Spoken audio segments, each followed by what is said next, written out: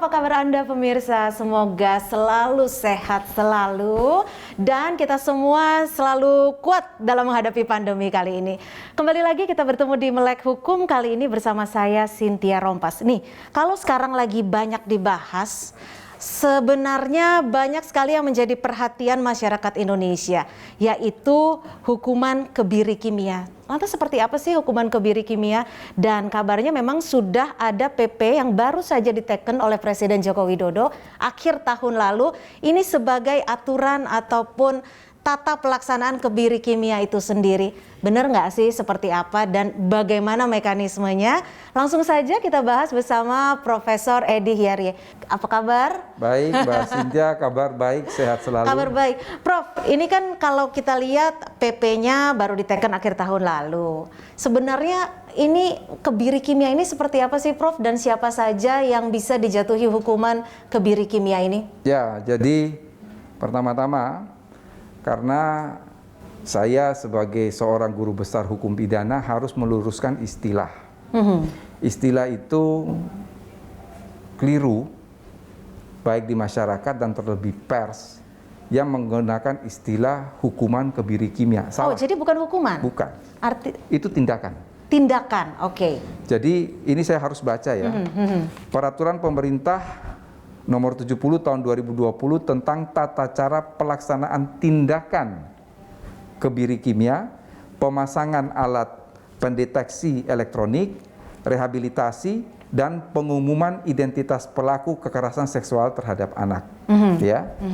Jadi peraturan pemerintah ini adalah untuk melaksanakan pasal 81A ayat 4 dan pasal 82A ayat 3 Undang-Undang nomor 17 tahun 2016. Betul.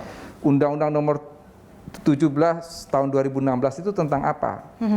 Tentang penetapan peraturan pemerintah pengganti Undang-Undang nomor 1 tahun 2016 menjadi Undang-Undang nomor 17 tahun 2016. Tentang apa?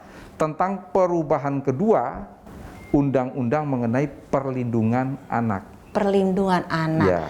Undang-undang itu adalah Undang-Undang nomor 23 tahun 2002, perubahan pertamanya tahun 2014, perubahan keduanya tahun 2016. Maka pertanyaan yang paling esensi, mengapa sehingga Presiden harus mengeluarkan peraturan pemerintah pengganti undang-undang? Kan kalau menurut Undang-Undang Dasar, yang namanya Perpu, peraturan pemerintah pengganti undang-undang itu harus ada keadaan darurat atau kegentingan yang memaksa. Artinya saat ini udah memaksa betul? Sangat memaksa. Jadi bukan saat ini, harus dibaca mundur pada tahun 2016. Pada saat Presiden mengeluarkan Perpu nomor 1 tahun 2016 tentang perubahan kedua Undang-Undang nomor 23 tahun 2002. Jadi mengapa tahun 2016 itu dianggap suatu keadaan tertentu dan itu merupakan suatu kegentingan yang memaksa? Ini jangan dilihat persoalan kebiri kimia, tapi dilihat latar belakangnya mengapa Presiden mengeluarkan Perpu. Mengapa Perpu itu harus dikeluarkan, dan ketika DPR menyetujui Perpu itu menjadi Undang-Undang nomor 17 tahun 2016, artinya apa? Artinya secara hukum, secara politis, Dewan Perwakilan Rakyat sebagai kekuasaan pembentuk undang-undang bersama dengan Presiden mengamini, membenarkan penilaian Presiden bahwa ini ada kegentingan yang memaksa. Persoalan apa? Persoalan yang berkaitan dengan kekerasan seksual terhadap anak. Baik, artinya yang mendapatkan tindakan ini hanya mereka yang melakukan pelecehan seksual terhadap anak, bukan pelecehan seksual secara umum. Betul. Jadi kegentingan memaksa itu di mana? Ini yang harus dipahami oleh masyarakat. Kekerasan seksual terhadap perempuan dan anak, kalau saya meminjam istilah yang dikemukakan oleh Paus Yohanes Paulus II, beliau menggunakan istilah graviora delicta. Graviora delicta itu bukan kejahatan serius. Maaf, graviora delicta itu bukan kejahatan luar biasa, tapi kejahatan sangat serius. Mengapa kekerasan seksual terhadap perempuan dan anak itu dianggap kejahatan paling serius? Karena seharusnya perempuan dan anak ini dilindungi. Mengapa harus dilindungi? Karena mereka sangat rentan dengan kekerasan terhadap seksual. Ya. Dan berkaitan dengan masa depan. Persis. Mbak Cynthia tahu, dalam 3-5 tahun terakhir ini, artinya pada saat Presiden menganggap ini sudah keadaan darurat dan Perpu ini harus dikeluarkan. Kalau kita lihat dari real crime yang ada di masyarakat, itu ada sekitar 3.000 kasus. Ada 3.000 kasus, artinya memang banyak betul ya, Prof ya? Tapi jangan dilihat 3.000 kasusnya, pertanyaannya faktual. Pasti lebih dari itu? No. Faktur yang bisa dijadikan kenyataan perkara di pengadilan itu nggak lebih dari 200 kasus. Wah, persentase? Persentase kan tinggal sampai 10%. Iya, iya. Ada apa di situ? Nah. Satu, ada apa ya? Ada stereotip bahwa kalau perempuan yang melapor, dia sebagai korban nanti kemudian malah di blame. Dipersalahkan, kemudian malah dia yang tadinya korban bisa jadi pelaku. Ya. Itu halnya sama dengan anak.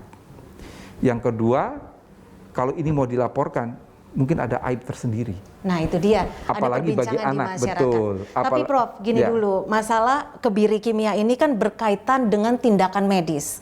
Artinya seperti apa sih kebiri kimia ini, pelaksanaannya seperti apa? Sudah bersama kita juga, Saudara, Ketua ID, Dr. Daeng Fakih, M. Fakih. Halo dokter. Ya, baik Mbak Cynthia. Iya, Dokter Daeng, ini kita lagi ngomongin kebiri kimia nih.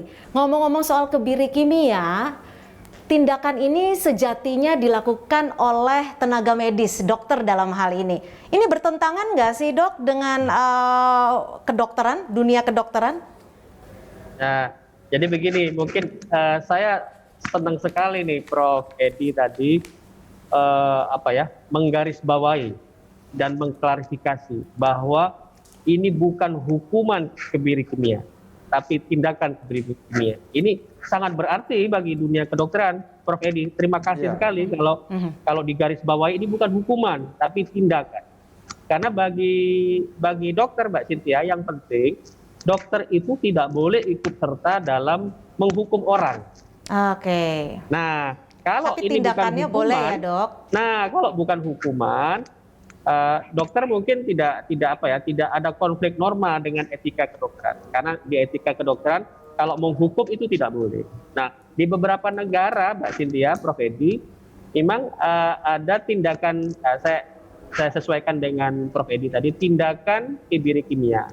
Tindakan kebiri kimia yang dilakukan oleh dokter, oleh tenaga kesehatan, itu dalam rangka rehabilitatif, Prof. Memang istilahnya ada tambahan, istilahnya kalau tambahan ya, ada hukumannya, ada tambahan tindakan kebiri kimia, tapi rehabilitatif. Kalau rehabilitatif yang dimaksud dari tindakan kebiri kimia, nah, ini dokter dengan sangat senang membantu pemerintah. Jadi tinggal istilahnya Prof Edi mungkin membantu kami mengkonstruksikan supaya kami ini dari tenaga medis bisa betul-betul membantu pemerintah dalam hal ini. Jadi kalau ini tidak dianggap hukuman, tapi sebuah tindakan kebiri kimia yang arahnya rehabilitatif, dokter sangat senang membantu pemerintah dalam hal ini, Prof. Jadi seperti di Polandia, kemudian di Inggris, di Argentina, di Jerman itu sudah dilaksanakan, tetapi dalam kerangka tambahan dari sebuah tindakan ini, tambahan dari sebuah hukuman, tapi berfungsi sebagai rehabilitatif. Ada yang diharuskan, rehabilitasi yang diharuskan seperti Polandia ada, jadi memang harus dilakukan rehabilitasi. Tetapi di Inggris, di Argentina, di Jerman itu sukarela. Nah, kalau di Indonesia mau diterapkan harus dilakukan rehabilitasi, itu tidak apa-apa. Seperti ini, Prof. Barangkali gambaran saya, izin Prof, Mbak Cynthia, seperti narkoba misalnya, Prof. Sebenarnya meskipun tidak sepadan, tidak persis, Prof. Jadi tindak kekerasan seksual itu kalau di dunia medis ada dua. Ada yang dilakukan memang karena kriminal, Prof. Kriminal, yang mungkin itu silakan dihukum. Tapi ada yang dilakukan karena yang bersangkutan itu, mohon maaf, ada kelainan jiwa, Prof. Nah, kalau narkoba karena bagi yang memang kriminal pengedar itu kan dihukum, Prof, ya. Betul. Ya. Bagi yang pengguna menjadi korban, ya, direhabilitasi. Itu direhabilitasi. Ya. Barangkali kalau kita konstruksi ke arah situ, Prof. Jadi yang perlu direhabilitasi itu ditambah dengan tindakan kebiri kimia dalam konteks rehabilitasi. Insya Allah dokter Indonesia akan sangat membantu, Prof, proses ini. Jadi udah nggak ada pro kontra lagi gitu ya, Dok ya? Kalau tidak, ini bukan sebuah hukuman. Betul, artinya jika ini merupakan tindakan, maka Ikatan Dokter Indonesia bisa mendukung secara penuh. Dok, nanti kita masih akan nanya-nanya dampak atau efek yang dirasakan oleh mereka yang mendapatkan tindakan kebiri kimia ini seperti apa? Apakah memang hanya menekan faktor libidonya saja atau seefisiensi apa untuk memberikan efek jera? Tetap di Melek Hukum.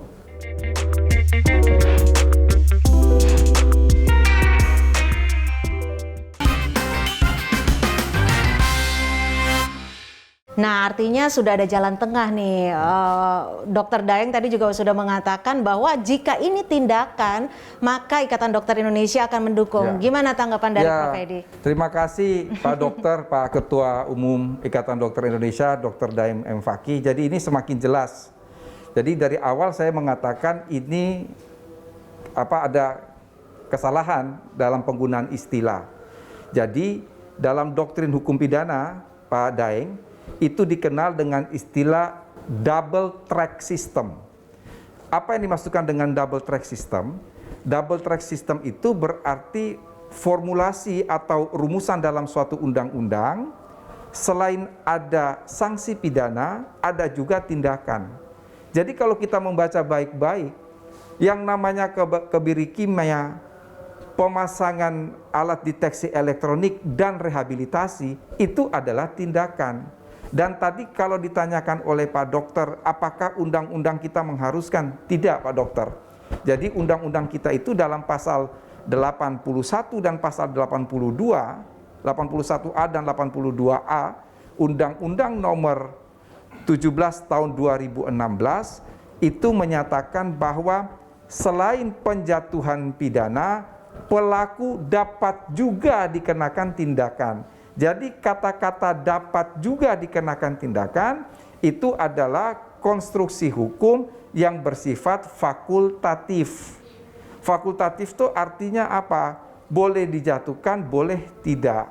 Lalu siapa yang kemudian akan menjustify apakah pelaku itu dijatuhkan tindakan kebiri kimia ataukah tidak? Tentu adalah hakim yang mengadili. Dan itu harus secara ekspresif verbis dinyatakan dalam putusan pengadilan. Lalu dari mana hakim bisa memutus apakah pelaku ini harus atau dapat dikenakan tindakan kebiri kimia, pemasangan alat deteksi elektronik, dan rehabilitasi? Tentunya di dalam persidangan akan mendengarkan keterangan ahli dokter, keterangan ahli seorang psikiater atau psikologi, sehingga sampai pada kesimpulan hakim menjatuhkan selain pidana juga ada tindakan berupa kebiri kimia, pemasangan alat deteksi elektronik, maupun rehabilitasi. Jadi terima kasih Pak Daeng, saya ucapkan ini sudah semakin jelas ya, bahwa ini bukan hukuman. Sekali lagi, kebiri kimia itu bukan hukuman. Jadi kalau ada orang-orang yang menyatakan bahwa ini hukuman, berarti orang nggak ngerti. Dia tidak membaca, atau bukan tidak ngerti, dia bukan tidak membaca, dia membaca tapi nggak paham. Karena itu semata-mata ada di dalam undang-undang, dengan dikatakan bahwa disatukan dengan pasal mengenai ancaman pidana, tetapi jelas kata-katanya di situ adalah tindakan. Ini yang dalam teori hukum pidana dikenal dengan istilah double track system. Jadi selain ada penjatuhan pidana, ada juga tindakan. Tindakannya apa?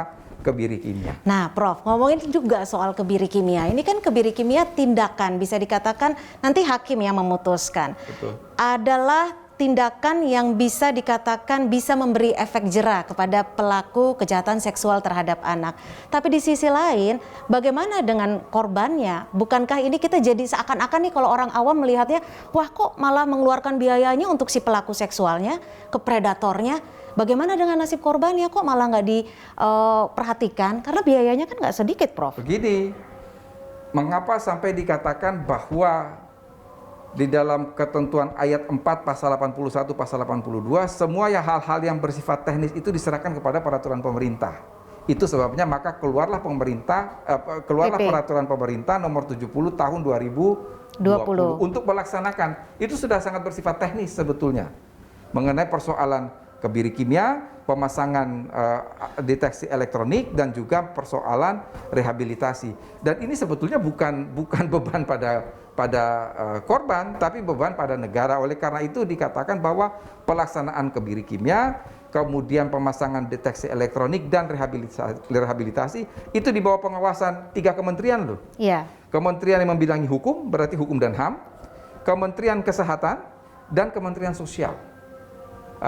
Bahwa bagaimana dengan korban itu ada treatment tersendiri. Mengapa? Karena kita sekarang ini new paradigm ya dalam hukum pidana, bahwa tidak lagi keadilan retributif, tapi keadilan korektif. Keadilan korektif itu caranya dengan apa? Menghukum pelaku. Lalu yang kedua adalah keadilan restoratif. Ini miliknya korban. Iya. Ada ganti rugi dan lain sebagainya. Lalu yang ketiga keadilan rehabilitatif. Keadilan rehabilitatif ini miliknya siapa? Miliknya si baik korban maupun pelaku. Keadilan rehabilitatif bagi pelaku ini apa? Tadi yang dikatakan oleh dokter adalah kebiri kimia, pemasangan deteksi elektronik, dan rehabilitasi. Oleh karena itu, bunyi dari peraturan pemerintah nomor 70 tahun 2020 itu kan satu nafas disebutkan. Betul. Iya. Kebiri kimia, pemasangan alat deteksi elektronik, dan rehabilitasi. Iya. Nah, sekarang kita ke Dokter Daeng nih. Dokter, kalau bicara lagi soal kebiri kimia, ini kan disuntikan begitu ya dok ya? Dan ini dikabarkan, koreksi kalau saya salah, apakah kebiri kimia itu benar-benar pure untuk menekan libido si pelaku? Tapi di sisi lain, ketika melakukan tindakan kejahatan seksual terhadap anak, ini logikanya adalah secara psikologis mengalami gangguan atau kelainan seksual. Apakah ini bisa dinilai efisiensi dengan kebiri kimia untuk memberikan efek jera pada pelaku kejahatan seksual anak? Ya, jadi begini Mbak Cynthia, Prof. Edi, saya memandangnya dari segi medis, makanya kami senang kalau kebiri kimia itu bentuknya bukan hukuman. Tapi tadi Prof. Edi adalah sebagai sistem double track penegakan hukum, itu ada plus tambahan tindakan. Jadi tadi dijelaskan ada kebiri kimia, kemudian pemasakan gelang, dan rehabilitasi. Untuk ini Prof. Edi, untuk tidak dalam pelaksanaan tidak menyita perdebatan panjang Prof. Edi, barangkali dalam implementasinya nanti kalau memang konstruksinya seperti Prof. Edi sampaikan, itu tindakan kebiri kimia, usulan kami Prof, itu bisa dijadikan satu paket dengan rehabilitasi Prof.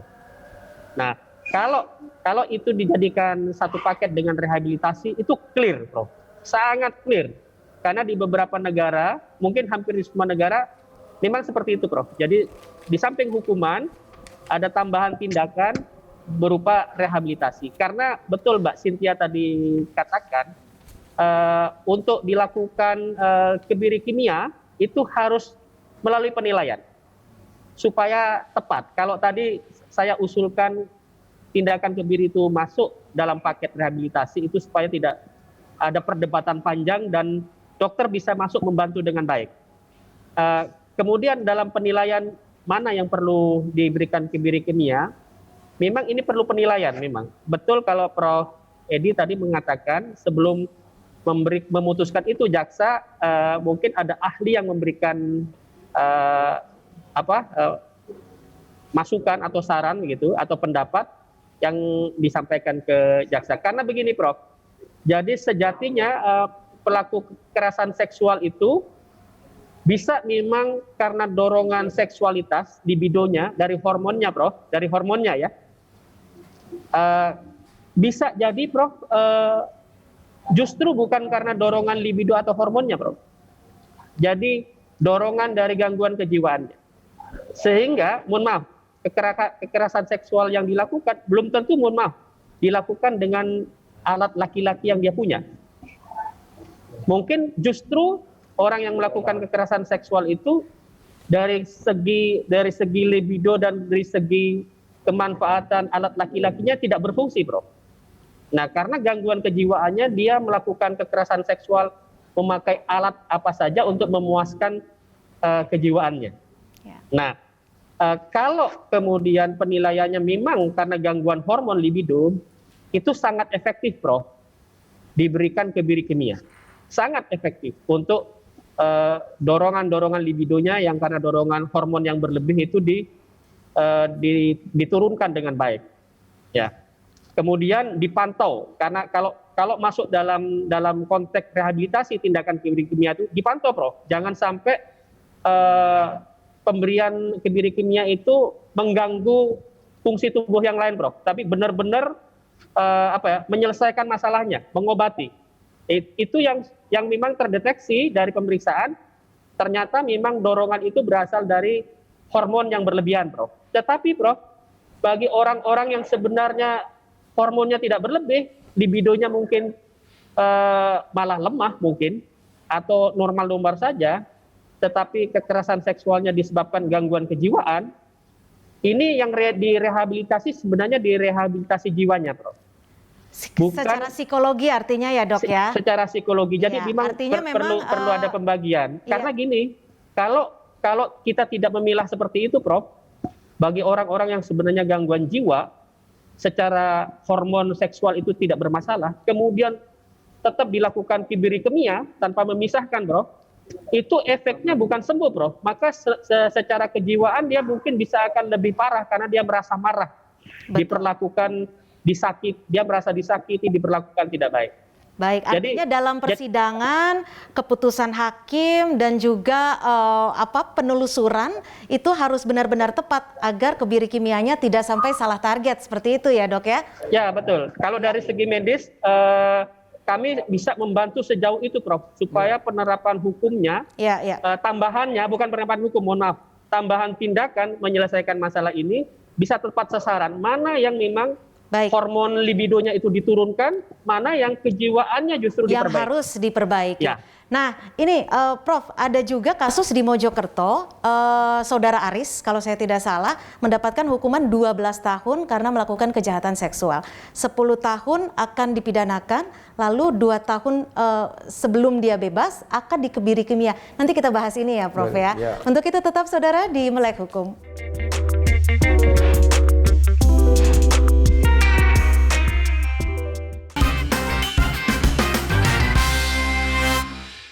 Ya, kembali lagi di Melek Hukum. Sebelum kita bahas soal kasus tindakan kebiri kimia yang akan dilakukan pengadilan kepada salah satu pelaku kejahatan seksual di Mojokerto, mungkin Profesor Edi bisa menanggapi, karena kan tadi dikatakan harus benar-benar nih dipastikan apakah memang libidonya yang harus diturunkan dengan tindakan kebiri kimia atau secara psikologisnya yang diperbaiki. Terima kasih Mbak Cynthia. Saya kira apa yang disampaikan oleh Dr. Daeng Fakih itu semuanya sudah diakomodasi di dalam pasal 81A dan pasal 82A Undang-Undang Nomor 17 Tahun 2016 mengenai perubahan kedua Undang-Undang Peradilan Anak. Jadi persis.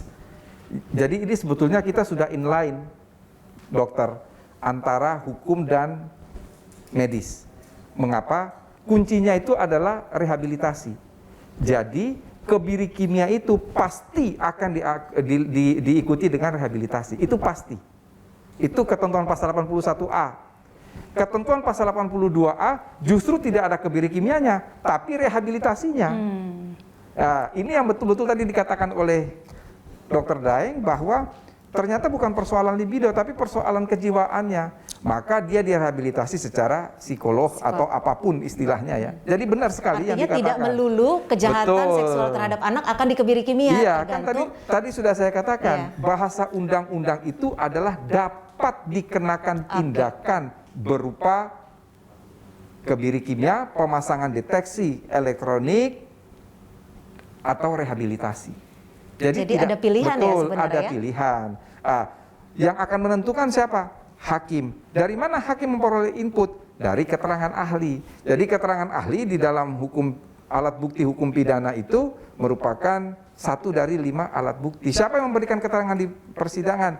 Dokter, psikolog, psikiater dan lain sebagainya. Sehingga sampai pada satu konklusi putusan pengadilan bahwa si pelaku ini selain menjalani pidana, dia juga akan dijatuhi tindakan berupa kebiri kimia dan rehabilitasi. Kalau itu saya pastikan, Pak Dokter. Jadi boleh dikatakan bahwa kebiri kimia ini merupakan bagian dari rehabilitasi. Karena itu dalam pasal 81 itu jelas sekali kok. Apalagi pasal 82 sangat dimungkinkan tanpa ada kebiri kimia tetapi harus tetap rehabilitasi. Beriringan artinya. Persis. Ya, dengan rehabilitasi. Nah, Profesor Edi, kalau kita lihat ini kan kebiri kimia diberi, jika memang hakim sudah memutuskan pelaku mendapatkan tindakan kebiri kimia, ini betul akan berlangsung selama 2 tahun dan disuntikan per 6 bulan? Atau akan beda-beda? Akan seperti apa nantinya nih, Prof? Sekali lagi kembali kepada teks undang-undangnya. Kalau kita melihat pada konteks undang-undangnya, kebiri kimia itu bisa dilakukan. Ada beberapa alternatif. Bisa selama yang bersangkutan itu menjalani pidana, bisa saja sesudah dia menjalani pidana pokoknya itu. Karena ini kan tindakan. Tetapi kemudian seberapa lama? Penjara gitu, ya, okay. Seberapa lama? Atau bisa juga selama dia menjalani pidana itu diberi tindakan berupa kebiri kimia. Lalu kemudian apakah kebiri kimia itu akan 1 tahun atau 2 tahun? Itu semua depend on judge's decision. Okay. Bagaimana putusan hakim itu? Yeah. Putusan hakim dasarnya apa? Ya keterangan ahli. Keterangan ahlinya siapa? Dokter, psikolog. Kira-kira seperti baik. itu. Jadi tidak harus 2 tahun, tergantung kejahatannya seperti apa, banyaknya korban. Bukan soal kejahatan seperti apa, tapi yang tadi dikatakan oleh Pak Dokter, ini harus diteliti tuh mengapa dia melakukan kejahatan itu, apakah semata-mata faktor libido ataukah tidak. Kalau itu karena faktor libido, nanti dokter kan yang tahu ini kebiri kimianya itu dilakukan selama berapa kali dalam durasi berapa lama. Maka dari itu diperlukan keterangan ahli dalam persidangan. Nah, Dokter Daeng, kalau kita pelaku kejahatan seksual sudah dinyatakan untuk mendapatkan tindakan kebiri kimia, dampak yang dirasakan si pelaku itu sebenarnya seperti apa sih, Dok? Apakah emang betul libidonya turun dan ketika suntikan kebiri kimia ini sudah diusaikan, sudah selesai, apakah bisa kembali seperti normal? Ya, Mbak Cynthia, Prof. Edi, jadi yang pertama, pemberian kebiri kimia itu sebenarnya bisa suntik, bisa dalam bentuk minum pil. Tergantung nanti seperti apa, bisa.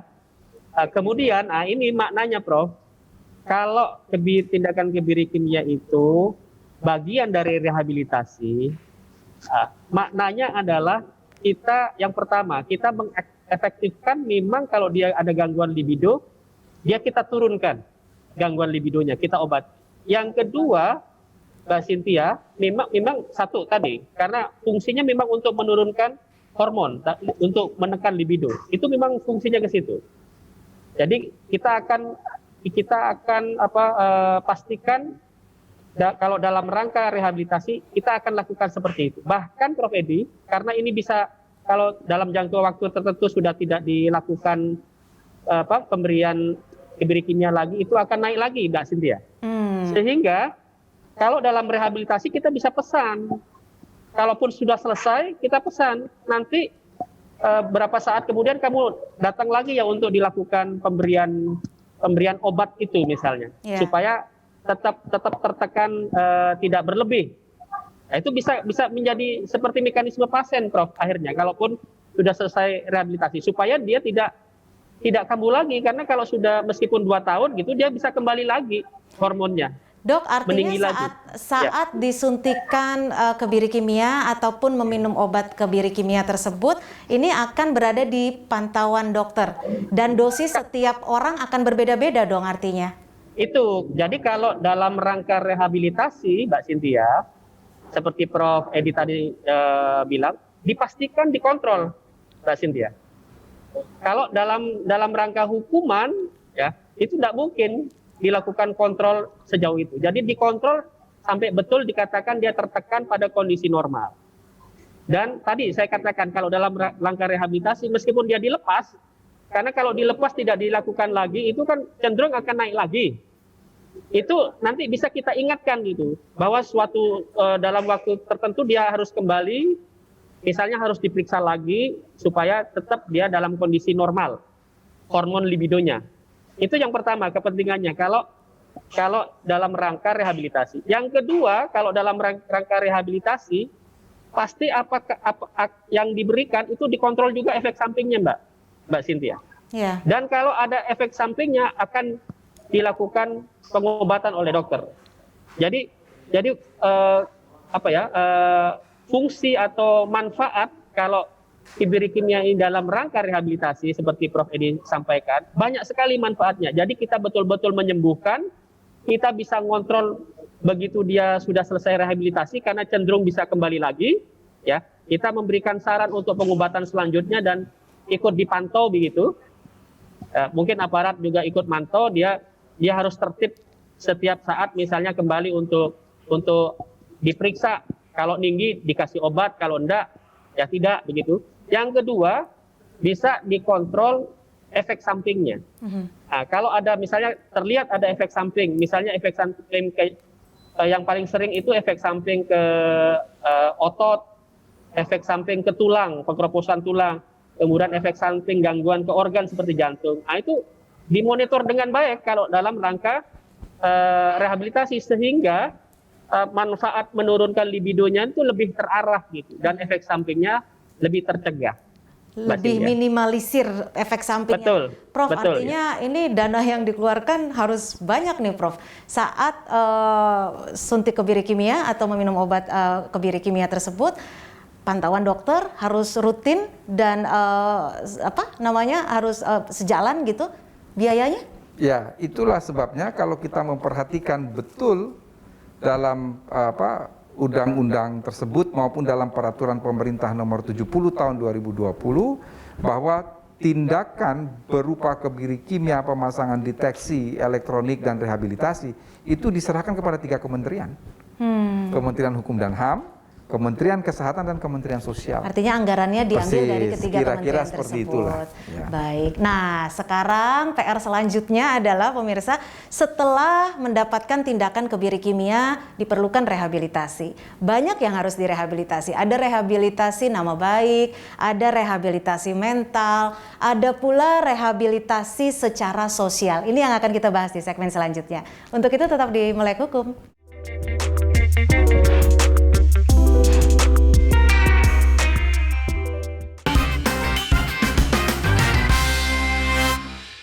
Ya, kembali lagi di Melek Hukum. Saat ini di segmen akhir Melek Hukum kita membahas kebiri kimia. Ada tanggung jawab negara untuk memberikan rehabilitasi kepada mereka yang mendapatkan tindakan kebiri kimia. Seperti tadi saya sudah bilang, Prof, rehabilitasinya begitu banyak dan negara wajib menjamin rehabilitasi betul-betul pulih kepada orang tersebut. Apakah betul-betul bisa pulih untuk rehabilitasinya? Kembali lagi saya katakan tadi dengan new paradigm, dengan paradigma baru hukum pidana modern yang juga tidak hanya keadilan korektif dan restoratif tetapi juga keadilan rehabilitatif. Tentunya satu, pemulihan pada korban dan juga adalah pemulihan pada pelaku. Ketika undang-undang ini dikeluarkan kemudian diimplementasikan dengan peraturan pemerintah nomor 70 tahun 2020, maka dipastikan fungsi rehabilitasi dalam hukum pidana untuk merehabilitar pelaku itu akan terlaksana dengan baik. Jadi bisa direhabilitasi dalam konteks mentalnya, bisa rehabilitasi juga persoalan nama baiknya, termasuk juga rehabilitasi di dalam konteks sosial. Sosialnya memang seperti itu. Kalau rehabilitasi sosial, mental, dan juga nama baik itu akan dijamin oleh negara. Tapi kita lihat dari sisi kedokteran, apakah rehabilitasi kesehatan itu benar-benar bisa pulih ketika seseorang sudah mendapatkan suntik kebiri kimia ataupun meminum pil kebiri kimia? Apakah kesehatannya akan kembali normal, Dr. Daeng? Ya, ini pentingnya. Tadi makanya saya tekankan lagi, kalau tindakan kebiri kimia itu dimasukkan dalam rangka rehabilitasi, dokter pun juga ikut memberikan rehabilitasi nama baik begitu, bahwa yang bersangkutan sudah diobati, sudah istilahnya sudah stabil, kemudian dikontrol setiap saat. Karena ada memang penyakit-penyakit tertentu, Prof, Mbak Cynthia, itu yang memang harus terus-menerus diperpanjang, misalnya seperti diabetes ya. Diabetes itu kan terus-menerus harus dikontrol. Kalau lagi meningkat, disarankan obatnya diminum. Nah, kalau masuk dalam rangka rehabilitasi kimia, dokter bisa menjelaskan bahwa yang bersangkutan sudah dilakukan pengobatan dengan baik dan dilakukan kontrol dengan baik supaya dia tetap sehat walafiat dari segi hormonnya. Jadi justru ini peluang besar kalau dalam rangka rehabilitasi kebiri kimia dalam rangka rehabilitasi. Dokter Daeng, kalau untuk suntik ataupun obat kebiri kimia, ada nggak sih pihak-pihak atau orang-orang yang tidak boleh meminum pil ini atau suntikan ini? Mungkin ada penyakit-penyakit penyerta yang memang forbidden gitu, karena akan memberikan dampak. Ya, ada. Makanya akan diperiksa oleh tim medis nanti apakah ini boleh dilakukan apa tidak. Kalau tadi dari awal kan ini betul karena gangguan hormon atau kejiwaan kan perlu ditapis dulu. Tapi setelah memang harus diberi tindakan kebiri kimia juga dilihat apakah ada kontraindikasi atau tidak istilahnya. Kalau ada kontraindikasi, kemudian kontraindikasinya berat sekali, ya mungkin terpaksa tidak dilakukan karena bisa mengancam jiwanya misalnya. Baik. Jika suntikan kebiri kimia ini apakah aman jika tidak dilakukan oleh dokter? Mungkin dari pihak jaksa atau seperti apa? Atau harus dari dokter? Begini, makanya sekali lagi Mbak Cynthia, kalau kita mau bicara keamanan, maka memang harus dilakukan oleh tenaga medis. Nah, kalau harus dilakukan oleh tenaga medis, maka memang kebiri kimia ini harus kita masukkan seperti Prof. Edi bilang dalam rangka rehabilitasi. Karena kalau dalam rangka hukuman, tenaga medis akan kebingungan. Jadi kita akan bingung karena ada aturan yang harus melakukan hukuman, ada norma dasar etika kita yang tidak membolehkan. Jadi bingung. Dokter kan tidak mungkin berani melawan ketentuan hukum, Prof. Tapi bingung karena kita dihadapkan dengan norma etik yang tidak membolehkan. Sehingga memang apa yang disampaikan Prof. Edi ya, bahwa tindakan kimia yang dimaksud itu bukan hukuman, adalah rehabilitasi medis. Nah, dokter bisa melakukan ini, Mbak Cynthia, bisa justru dengan dengan sangat senang membantu pihak pemerintah ya, kementerian-kementerian terkait seperti Prof. Edi ini untuk menerapkan apa yang sudah tertulis di dalam peraturan. Ya. Artinya tidak bertentangan dengan etika kedokteran gitu ya, Dokter Daeng. Betul. Etika Jadi ini berupa tindakan tapi bukan hukuman. Betul. Ya, betul. Prof. Edi, sebelum kita tutup, kita akan simpulkan terkait dengan PP nomor 70 tahun 2020 ini. Tadi kan Prof. Edi juga sudah mengatakan ada 4 poin yang dijadikan satu sebenarnya kan. Tata cara pelaksanaan tindakan kebiri kimia, pemasangan alat pendeteksi elektronik, rehabilitasi, dan pengumuman identitas pelaku juga ya, Prof. Ya. Untuk pemasangan alat pendeteksi elektronik itu maksudnya seperti apa ya? Ya, itu sekali lagi itu hal sangat teknis ya. Itu hal sangat teknis dan itu nanti boleh bisa ditanyakan karena itu malah mesti ditanyakan kepada Pak Dokter itu. Jadi apa itu yang berbarengan dideteksi dengan mereka ya, yang mendapatkan sepertinya begitu. Saya tidak begitu paham karena kajian itu adalah kajian dari segi medis ya, terutama yang berkaitan dengan kebiri kimia, pemasangan deteksi elektronik maupun rehabilitasi itu dalam konteks medis. Nah, itu mengapa sampai kemudian tidak hanya menjadi tanggung jawab dari Kementerian Hukum dan HAM tapi juga Kementerian Kesehatan di situ. Dan Kementerian Sosial. Prof. Edi, ini yang bisa ataupun yang dikenakan tindakan kebiri kimia adalah mereka yang melakukan kejahatan seksual terhadap anak. Betul. Apakah dibatasi kejahatannya sejauh mana ataupun mungkin korbannya berapa banyak? Jelas tidak. Jadi tidak melihat pada kejahatannya seperti apa dan juga tidak melihat dari kuantiti korban, tetapi seperti tadi yang dikatakan oleh Dr. Daeng, dilihat betul penyebab dia melakukan kejahatan seksual itu apa? Apakah persoalan hormonal ataukah tidak? Satu hal lagi yang harus digarisbawahi bahwa tidak dikenakan tindakan berupa kebiri kimia apabila pelaku kejahatan seksual itu adalah anak. Oke. Ya, jadi kalau ini kan dalam konteks Undang-Undang Perlindungan Anak, ya. Konteks Undang-Undang Perlindungan Anak ini berarti memang harus ada dua konteks nih. Betul.